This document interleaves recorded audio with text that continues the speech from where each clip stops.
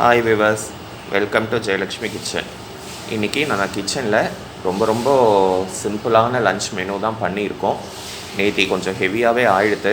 So oil item bonda போட்டு மோர் குழம்பு பண்ணியிருந்ததுனால கொஞ்சம் நேற்று அதுவே ஹெவியாக ஆகிட்டதுனால இன்றைக்கி ரொம்ப சாத்விக்காக சிம்பிளாக இருக்கட்டும்ன்ட்டு ரொம்ப சிம்பிளாக தான் நான் பண்ணியிருக்கேன்.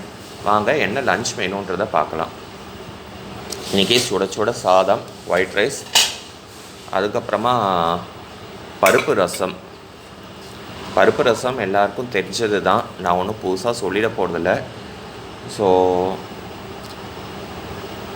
ஒரு நெல்லிக்காய் அளவு புளி எடுத்துக்கோங்க. புளியை நல்லா கரைச்சின்ட்டு அதுலேயே தக்காளி பழத்தை புழிஞ்சு விட்டுருங்க. புழிஞ்சிட்டு அதுலேயே மஞ்சப்பொடி, அதுக்கப்புறமா நான் ஆலினால் சாம்பார் பொடி வச்சுருக்கேன். அது ரசம், கூட்டு, கறி எல்லாத்துக்குமே போடலாம். நான் அந்த பொடி தான் யூஸ் பண்ணுறேன். அது நல்லாயிருக்கும்.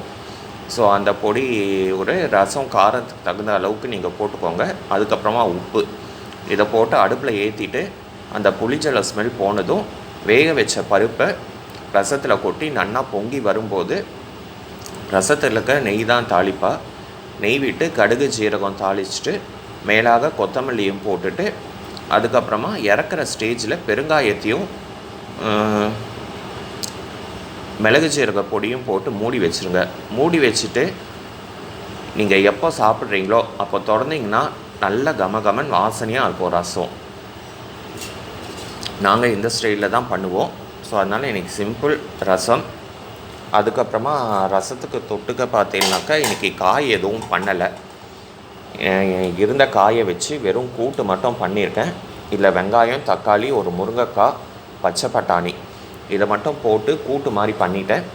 இது ஒயிட் ரைஸ்க்கும் தொட்டுன்னு சாப்பிட்லாம், ரசத்துக்கும் தொட்டுக்கலாம், மோருக்கும் தொட்டுக்கலாம், ஏன் ஈவன் சப்பாத்தி, இட்லி, தோசை, பூரி எல்லாத்துக்குமே இந்த கூட்டு மேட்ச் ஆகும்.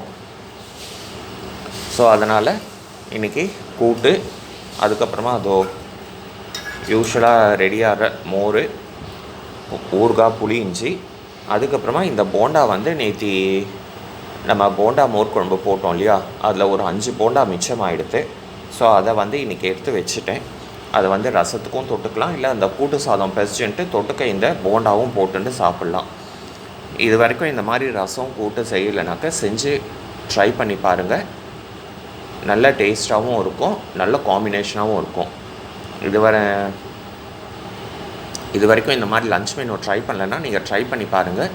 உங்கள் வேல்யூபிள் கமெண்ட்ஸ் அண்ட் ஃபீட்பேக் சொல்லுங்கள். இது வரைக்கும் நம்ம கிச்சனை சப்ஸ்கிரைப் பண்ணலைன்னா இதுக்கப்புறம் சப்ஸ்கிரைப் பண்ணி பெல் பட்டன் ஐக்கானை ப்ரெஸ் பண்ணுங்கள். நாளைக்கு இன்னொரு லன்ச் மெனுவோடு உங்களை மீட் பண்ணுறேன். தேங்க்யூ.